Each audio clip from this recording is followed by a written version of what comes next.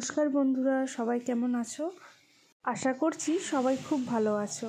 আমার নতুন একটি ব্লগে সবাইকে অনেক স্বাগত। আজকে আমি রেডি হয়ে নিয়েছি গ্রামেরই একটা মহোৎসব খেতে যাওয়ার জন্য। নিচে এসে দেখছি আমার শাশুড়ি মাও একদম রেডি, আর তিনি খেতে দিচ্ছেন আমাদের বাড়িরই এক পোষ্য যার নাম পুষি তাকে। তার আবার মাছ ছাড়া ভাত রোচে না, তাই তাকে মাছ আর ভাত মাখিয়ে তাকে খেতে দেওয়া হয়েছে। আর এই যে আমি ক্যামেরা করছি বলে ও দেখছে। পুষিকে খেতে দিয়েই আমরা হাঁটতে হাঁটতে চলে গেলাম গন্তব্যস্থলে। সেখানে গিয়েই যেসব ঠাকুর, মহাপ্রভু, কাকরাজিৎ ঠাকুর, এদের দর্শন করে তারপরে ওখানে নাম সংকীর্তন হচ্ছিল, সেটা খানিকক্ষণ শুনলাম। তারপরেই চলে গেলাম খেতে। প্রথমেই দিয়ে দিয়েছিল পাতে পোলাওয়ের আগে ছিল কিন্তু ঠাকুরের প্রসাদ, যেটা আর ছবি তোলা হয়নি।